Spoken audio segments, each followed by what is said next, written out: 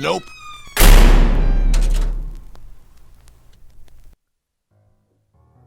Here is some backstory about me at the time of this incident.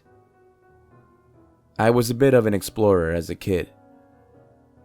I liked to wander off when my parents weren't looking. They really hated me doing that because we lived in sort of a bad neighborhood known for some equally bad things. I also made some pretty stupid decisions and took risks more than the usual 8-year-old would. Okay, now for the real story. When I was a small child, I enjoyed Christmas a lot.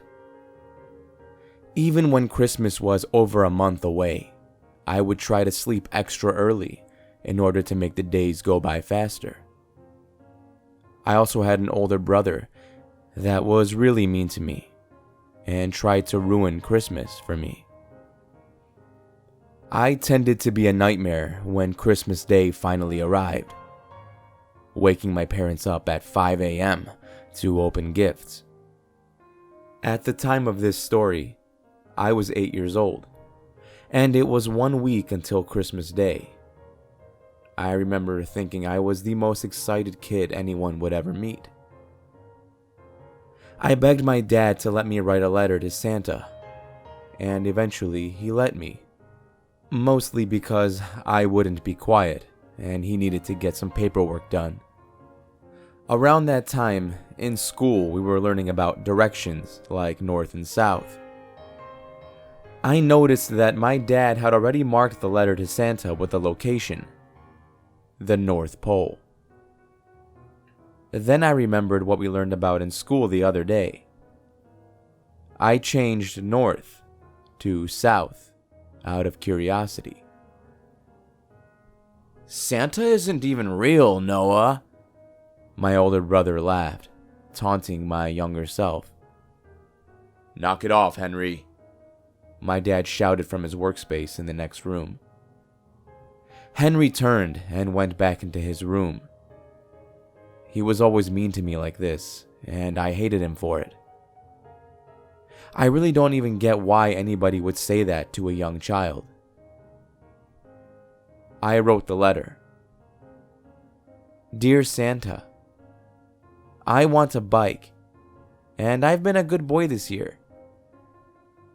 I also want my brother to go bye-bye. He's mean and says you are not real. Thank you, Santa. Sincerely, Noah." Short and simple, which is what I expect an 8-year-old like me to write.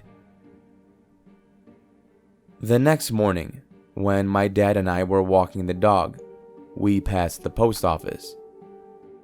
I took my Santa note and put it in the mailbox. My dad had stamped it, but he obviously knew nothing was going to happen. I waited worryingly until Christmas Day arrived. Family had come over, including several of my cousins. I was opening up a new Lego set until I looked out of the window.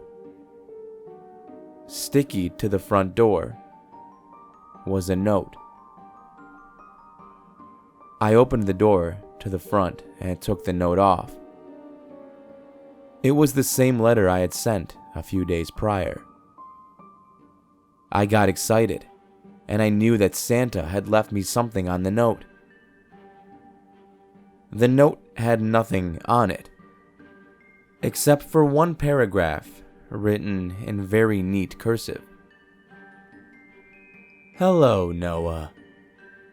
I see that you've been a good child this year, and you don't like your brother. I have been watching him, and I will help. Stay safe and enjoy Christmas." The letter was signed KC, and beside the initials was a grim-looking smiley face. My small 8-year-old brain thought that this was just Santa, and sadly, I didn't get my bike. But the next day, I was granted my other wish. When my older brother left for school, he was struck by an oncoming vehicle. His body was obliterated in the accident.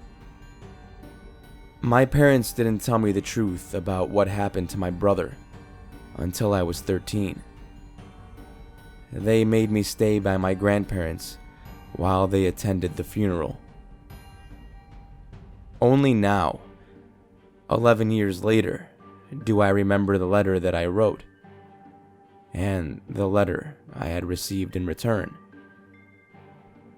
After all this time, I don't know if it was just some morbid coincidence or if there really is something sinister going on. But regardless, I found out the hard way that writing to the South Pole isn't ever a good idea. Because somewhere out there, somewhere in the North Pole, is someone who is responsible for giving me my Christmas wish.